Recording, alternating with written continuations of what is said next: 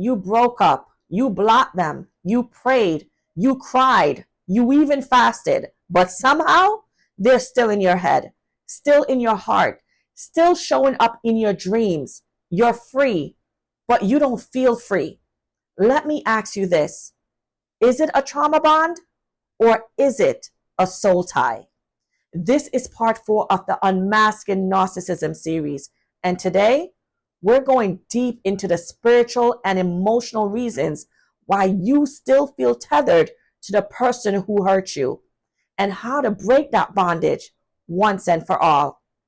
But before we dive in, I want you to make sure to subscribe, like this video, and follow this series because each part is going to build on the last. And God is using this to walk you through healing, freedom, and restoration.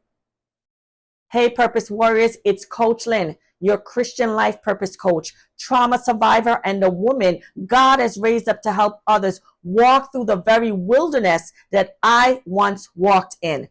If you're stuck in cycles of emotional confusion, obsessive thoughts, or struggling to let go of someone who was clearly toxic, this message is for you.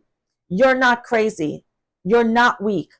You're spiritually entangled and emotionally bound.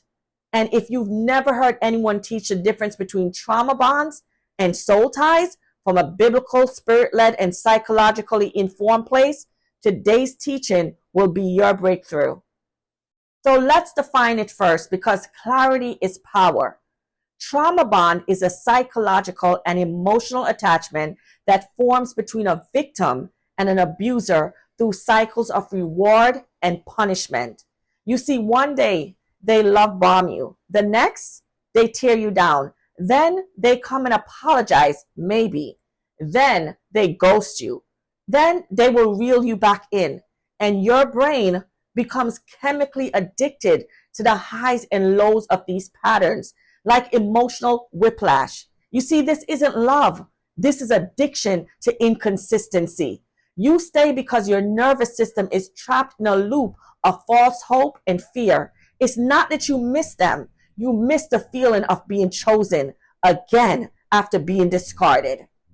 There are some key signs of a trauma bond. You justify their abuse to others. You feel guilty for leaving. You crave their approval even after they hurt you. You believe they're the only one who truly gets you.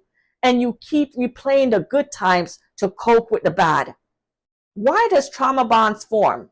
Childhood abandonment or rejection, unresolved inner wounds, repetition of earlier trauma, and most importantly, the narcissist uses emotional manipulation to reinforce your dependency. The goal of a trauma bond is not connection, it's control. Now, let's talk about soul ties. This is more than emotion. This is spiritual attachment. A soul tie is a connection formed when two souls intertwine either through sexual intimacy, emotional vulnerability, covenant level interaction as soul sharing. And then 1 Corinthians 6-17 speaks on this. It says, what? Know ye not that he which is joined to an harlot is one body? For two, says he, shall be one flesh. But he that is joined unto the Lord is one spirit. What is this passage teaching us? It teaches us that soul union happens through flesh, but impacts your spirit. And here are some types of soul ties. Godly soul ties formed through covenant, purpose, or divine relationships, such as Jonathan and David or Ruth and Naomi. And then secondly, ungodly soul ties formed through sin, manipulation, trauma, or ungodly covenant. These are the soul ties that attach you to people God never sent. Narcissist uses this to drain your spirit and to keep you bound. Here are some signs that you have a soul tie. You can't stop thinking about them, even when you want to. You dream about them regularly. You feel drawn back to them spiritually. You feel empty without their presence, even though they mistreated you. You're physically sick or emotionally unstable when you're disconnected. Soul ties don't break with time. They break with intentional deliverance and spiritual warfare. So is it trauma bond or a soul tie? Which is it? Well, sometimes it's both. And that's why it feels so unbreakable. So let's break this down. Trauma bond, soul tie, formed by emotional manipulation, sexual emotional covenant rooted in brain chemistry and fear cycles, spiritual and soul entanglement, keeps you stuck emotionally, spiritually, and emotionally, needs therapy and clarity, deliverance and rejuvenation. A trauma bond can be formed by a soul tie, and a soul tie deepens the trauma bond. That's why breaking up doesn't always mean breaking free. In my one-on-one coaching with clients who've experienced narcissistic abuse, I often see this pattern. They've gone to therapy, but they still feel spiritually stuck. They've cut ties, but they still feel pulled in their spirit. They're functioning, but they're not free. That's where coaching comes in. If you need biblical wisdom, personalized guidance, and someone to walk with you through the breaking, healing, and rebuilding, book a clarity call with me today. Because spiritual freedom requires more than time heal all wounds. It requires intentional spiritual warfare, soul work, and identity restoration. So how do we break these trauma bonds and these soul ties?